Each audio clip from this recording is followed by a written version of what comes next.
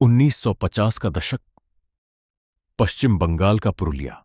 एक छोटा सा गांव जहां सूरज ढलते ही दरवाजे बंद हो जाते थे, क्योंकि गांव के आखिरी छोर पर जंगल के किनारे एक पुराना काली मंदिर था और उसके पास खड़ा था एक विशाल बरगद का पेड़, जिसकी जड़ें जमीन के ऊपर सांप की तरह फैली हुई थीं। कहते हैं रात में उस पेड़ के नीचे कोई अकेला नहीं होता। दिन में सब कुछ सामान्य लगता था, लेकिन जैसे ही रात होती हवा बदल जाती। भीगी मिट्टी की गंध, सड़े पत्तों की बदबू और खून की हल्की सी गंध। इसी गांव में आता है एक जवान ब्राह्मण, अनाथ आश्रम में पला बढ़ा, शास्त्रों का ज्ञानी, लेकिन अंधेरे सच से अनजान। पहले कुछ दिन सब ठीक था, लेकिन एक रात उसे नींद नहीं आई। वो खिड़की के पास गया और बरगद के पेड़ की तरफ देखने लगा। तभी उसे लगा जड़ों के बीच कुछ हिल रहा है। एक साया धीरे धीरे रेंग रहा था। वो बाहर गया, लेकिन वहां कोई नहीं था, सिर्फ गीली मिट्टी पर ताजा पैरों के निशान। अगले दिन एक बूढ़ा आदमी उसे चेतावनी देता है, उस पेड़ से दूर रहना। वो सिर्फ पेड़ नहीं है, वो इंतजार करता है।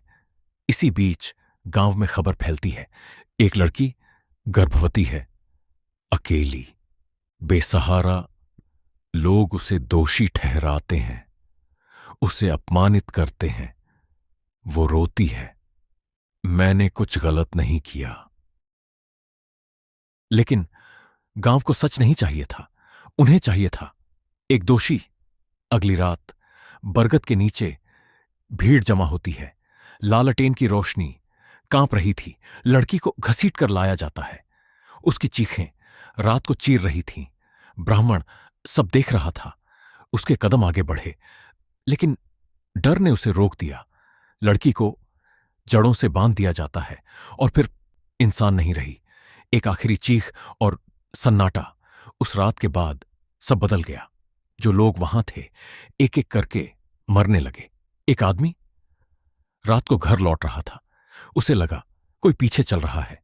वो रुका, पीछे देखा, कोई नहीं। तभी उसके कान के पास एक आवाज आई, तुम भी थे। अगले दिन उसकी लाश नदी किनारे मिली। एक रात ब्राह्मण के दरवाजे पर दस्तक होती है। दरवाजा खोलते ही वो एक बूढ़ी औरत को देखता है। सफेद कपड़े, खाली आंखें।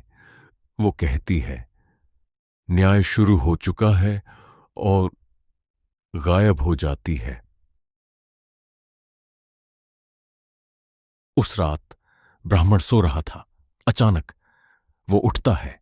उसकी आंखें बदल चुकी थीं। वो धीरे धीरे बाहर चला जाता है। सुबह जब वो उठता है, उसके हाथों पर खून होता है। अब उसे समझ आ चुका था, वो आत्मा उसके शरीर का इस्तेमाल कर रही है। एक रात मंदिर के अंदर वो आत्मा सामने आती है और पूछती है, जब मुझे मारा जा रहा था तब तुम चुप क्यों थे?